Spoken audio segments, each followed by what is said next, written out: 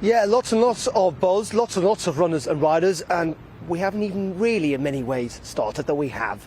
Rishi Sunak, of course, he is on many of the front pages today. Clearly, at the moment, the favourite. He's certainly got the backing of most MPs. The former Chancellor talking about how he doesn't want to delude people, if you like, by providing them with fairy tales, some cold, hard truths he thinks, but clearly thinks that his management of the economy, the fact he was Chancellor through a pandemic, will stand him in good stead.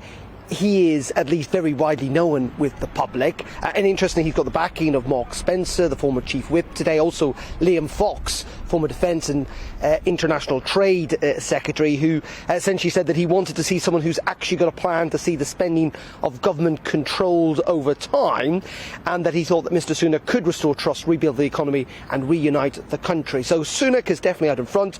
Yeah, you're right in talking about Kemi Badenoch. She's had a pretty good start, it must be said, with backing of some senior MPs as well. She set out a plan in the Times newspaper today about trying to kind of unite the country, trying in many ways to get over Brexit, but also to deal with a proper plan to try and rebuild Britain's battered economy.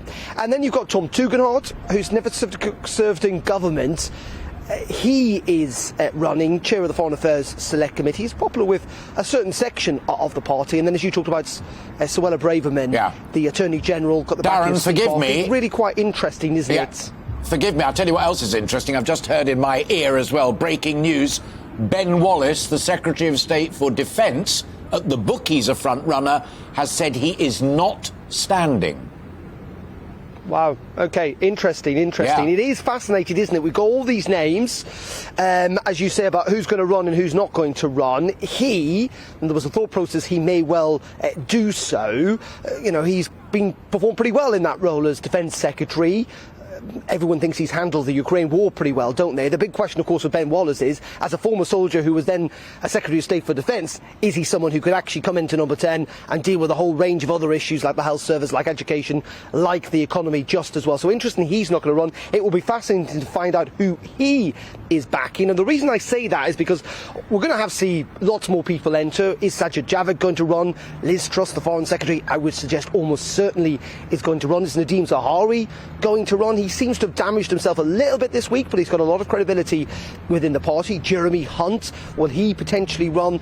I mean, we could see up to a dozen people, I reckon, try and go. But the big question is, who are these other significant cabinet ministers going to back? Who are they going to put the support behind? Because with them, Alistair, of course, comes a whole tranche of other MPs. So when you've got a cabinet minister, for example, backing a candidate, they normally come with potentially upwards of 10 other MPs, their supporters, who will back them. And then, of course, you go through this very, it's not really complicated, but actually it's going to be quite a short process this time round, where fundamentally there will be ballots all of next week, and people will then drop out. And those MPs will then have to decide who they back until they get down to the final two, probably by the middle of the week after next, the 21st of July, before Parliament goes into recess, up to Conservative members to decide who they're going to back.